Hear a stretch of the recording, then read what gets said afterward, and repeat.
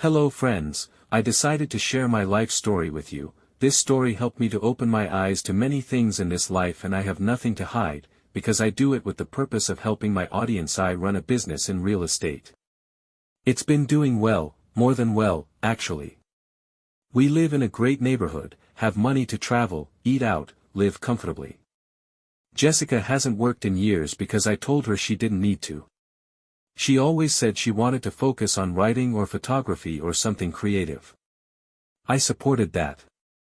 I wanted to support her. But lately, she's been acting different. It started small. She was just too nice to one particular person, our janitor, Ray. He's a part-time guy I hired through a service to keep the house clean and do some basic maintenance. Older dude, maybe late 40s. Quiet. Doesn't say much. Always polite. The kind of guy you forget is even there. Nothing about him screamed threat. But Jessica started making excuses to talk to him. Hanging around the kitchen while he was mopping. Laughing at his jokes, louder than she laughed at mine. Asking me if we should give him a raise, because he goes above and beyond. At one point she even made him lunch. Packed it for him like a goddamn schoolboy. Who does that? I brought it up. Jokingly at first. Me, you've got a little crush on Ray or what? Her, laughing, too loud, oh my god, no. EW. He's just nice. Maybe you should take some notes. I brushed it off. Thought I was being paranoid. I mean, I work 60+ hours a week. Maybe she's just lonely. Maybe she just wanted company. That's normal, right? But my gut was saying something's off. She started dressing nicer, when he was around. Wearing perfume. Lipstick. Not even subtle about it. Like she forgot I'm not blind. And the weirdest part? She was suddenly super affectionate with me. Aggressively affectionate. Morning sex, surprise kisses, texts during the day thinking about you face blowing a kiss. That might sound nice, but it didn't feel genuine. It felt like guilt. Or a cover. I should have listened to my gut earlier. But hindsight's a bitch. So, like I said, things were weird, but not blatantly suspicious. That is, until I caught them. And the way it happened? Honestly, it still feels like something out of a cheap soap opera. It was a Wednesday. Midweek. I wasn't supposed to be home. I had a lunch meeting downtown that got cancelled last minute, so I decided to come back and work from my home office. Didn't tell Jessica, figured I'd surprise her, maybe grab lunch together or whatever. I walked in through the garage, real quiet. Dogs didn't even bark. It was weirdly silent in the house. I head up the stairs, and just before I hit the landing, I hear voices. Hers. Laughing. Whispering. Bedroom door closed. Now, I'm not proud of this, but I stood there. Frozen. Listening like a goddamn detective in a thriller. And then I heard it, his voice. Ray. And he said something like, he doesn't know, right? She giggled, like a teenager, and said, of course not. He's too busy playing CEO to notice anything. That was it. I saw red. I didn't kick down the door like in a movie or anything. I opened it slowly, and there they were. Both of them. Half-dressed. She was in my hoodie, the one I wear every night. And Ray was standing there looking like a deer in headlights. Jessica. She didn't even flinch. No scream. No panic. Just this annoyed look, like I was the one interrupting something important. I said, are you kidding me right now? She had the audacity to roll her eyes and say, you weren't supposed to be home. Like it was my fault. Like she scheduled her betrayal for 2 p.m. and I had the nerve to show up. Ray tried to say something, some stuttering apology or excuse, but I told him to get the hell out of my house. Now. He left, and I haven't seen him since. The cleaning service called the next day to apologize for the inconvenience and said he quit. No shit. I just stood there, staring at her, waiting for her to break down or explain or something. But she just sat on the edge of the bed, arms crossed, like she was bored with the whole situation. I didn't think you'd find out like this, she finally said. But maybe it's for the best. The hell does that even mean? After Ray scurried out like the coward he is, I just stood there, trying to figure out if this was a nightmare I was about to wake up from. Spoiler, it wasn't. Jessica, still sitting on the edge of the bed, finally looked up at me and said, "Look, it wasn't just sex, okay?" "Oh, so not just sex, well that makes it better, right?" She continued, like she was reading a script from some garbage Lifetime movie. "Ray actually listens to me. He sees me. You're always buried in your phone, or meetings, or flying off for business. I needed someone who made me feel like a person again." I said, "A person? You live in a goddamn 5-bedroom house, drive a car I paid for in cash, and spend your days getting coffee and taking pictures of clouds for Instagram. You are a person. A very well-funded one." And she hit me with, "See?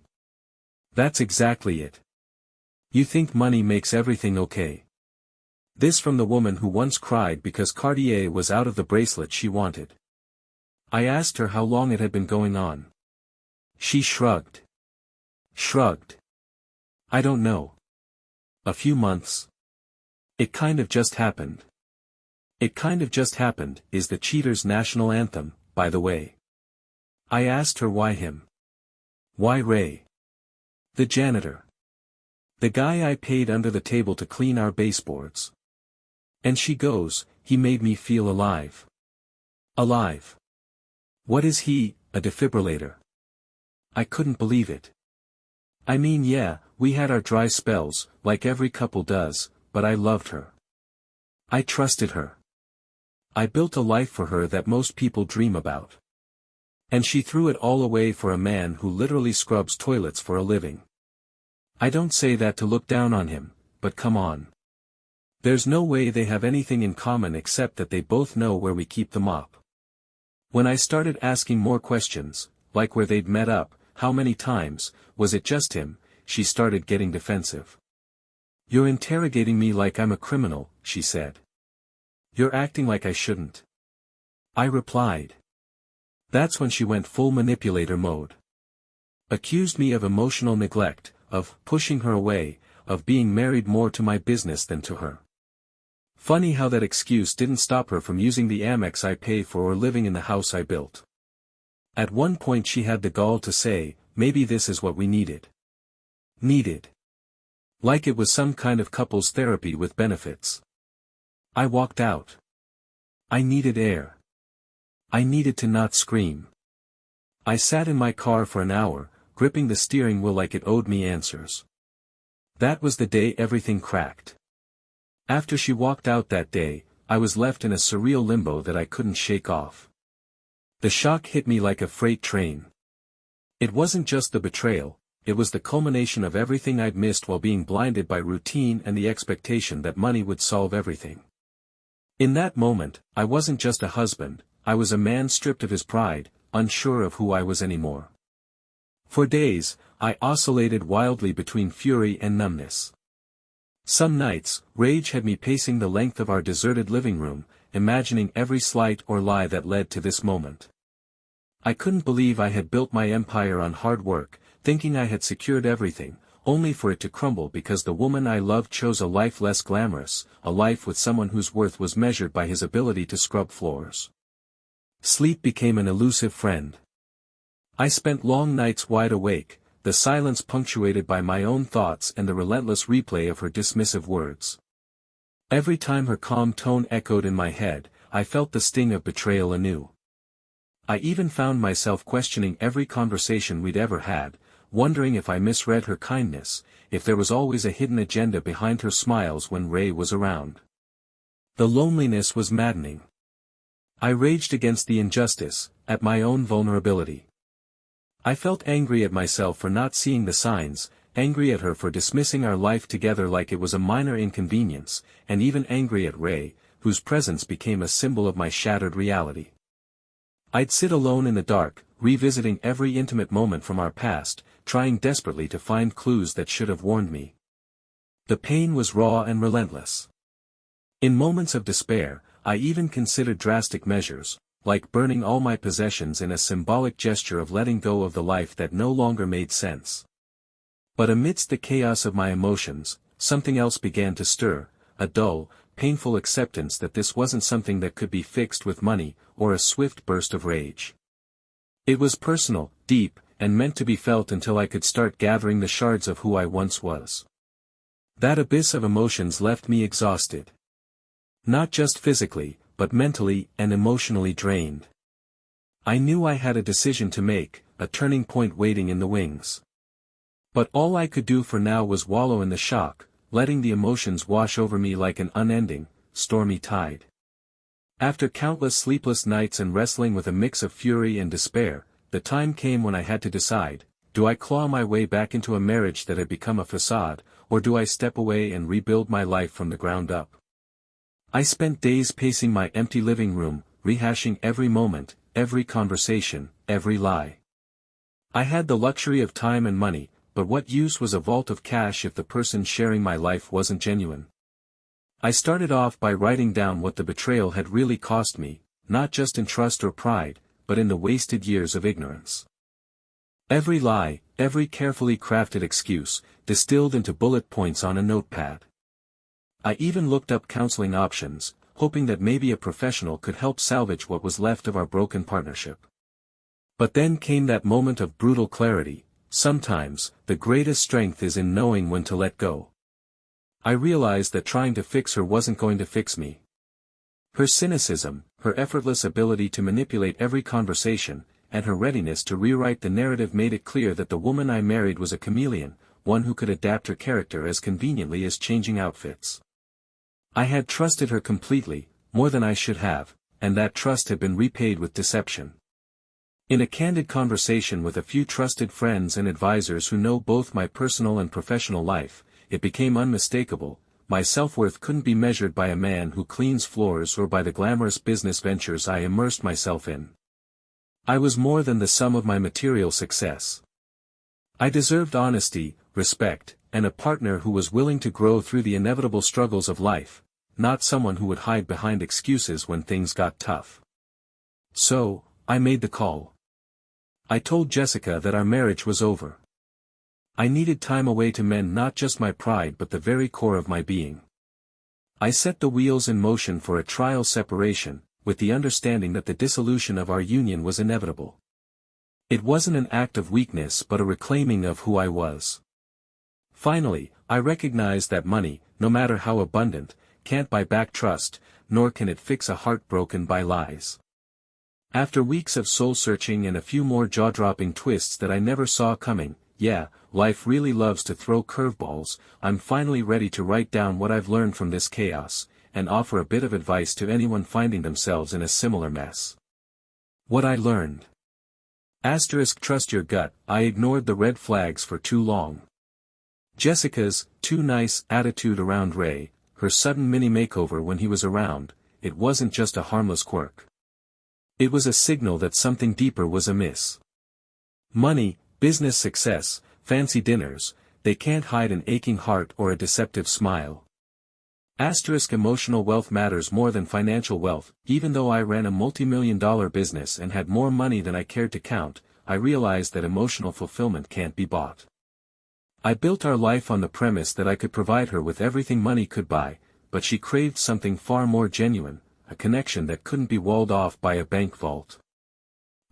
Communication is crucial. Our marriage crumbled in part because we stopped really communicating. I was so caught up in business decisions and the mundane rhythm of daily life that I never asked the hard questions until it was too late. Hold people accountable. Lies, excuses, and manipulation have a way of snowballing when you ignore them. I learned the hard way that letting someone rewrite the narrative doesn't change the facts. If she hadn't been so determined to twist every conversation, maybe, just maybe, things could have been salvaged. But you can only fight with someone who's honest about the fight they're in. My advice to others. Stay alert, don't dismiss your gut feelings, even if everything seems perfect on the surface. Small changes in behavior are often the first signs of something more significant. Prioritize self-care. In the wake of betrayal, the pain can be overwhelming. Whether it's talking to a trusted friend, seeking professional help, or even taking a break from your daily life, make sure you give yourself the space to heal. Set your boundaries. It's hard to see when you're blindsided by love, but never allow yourself to be a doormat for someone's dishonesty. Holding people accountable isn't just healthy, it's necessary for your own well-being. Learn and grow. Even in the darkest moments, there's a lesson to be learned. I've come to embrace this as an opportunity to rebuild not just my life, but who I am. Breakups, especially ones like this, are lessons in self-worth and the importance of living authentically. This journey has been rough, and the unexpected twists nearly broke me, like finding out that Ray wasn't the only secret in our household. Apparently, Jessica had been keeping tabs on me too, collecting evidence of me not being the perfect husband, though that's a whole other story for another thread. The irony is brutal, but if anything, it's made me stronger. I'm learning that true wealth isn't measured in money or possessions, it's measured in integrity, honest connections, and a clear sense of self-worth. In sharing this, I hope others remember, life will throw unexpected challenges your way. It's in how you respond, with the courage to face harsh truths and the grace to rebuild, that you truly find what matters. After the dust settled and the initial storm passed, I thought I had seen every twist life had to offer. Little did I know, the plot wasn't done yet. Not long after our separation, I got a package in the mail, no return address, just a simple envelope with a single Polaroid tucked inside. The picture? Jessica and me, laughing together at some long-forgotten party. But behind us, almost ghost-like, was Ray, standing in the background with the same mischievous smile I'd come to loathe. It was unsettling and horrifyingly symbolic, the two of them, still intertwined in memories and secrets even when we were trying to untangle ourselves from the past. It turned out that as I was sorting through my own emotions, a friend of mine reached out with some shocking details. Apparently, Jessica had been playing a double game. Not only was she using Ray as an escape from our hollow routine, but she had also been keeping her own scorecard, a scrapbook of petty grievances, moments where she felt ignored, and even a series of texts where she recounted every instance of my failures as a husband. The messenger said it was her way of justifying everything to herself, a twisted diary to back up her lies. The revelation pushed me into an even deeper reflection about accountability, hurt, and the role of surprises in our lives. It wasn't just about her infidelity, it was also about her fascination with documenting every flaw in our life together. And there I was, the unsuspecting husband with a closed mind, too busy building my empire to see the cracks. So, what now? I decided not to let these final twists derail me further. I took some time off from business. Yes, putting my empire on pause isn't ideal for a guy like me, but it turned out to be the exact reset button I needed.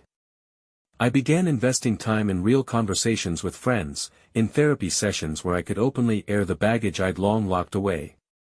I even reconnected with hobbies that made me feel alive again, long walks without a schedule, rediscovering old music, and trying to laugh, genuinely, at the absurdity of it all.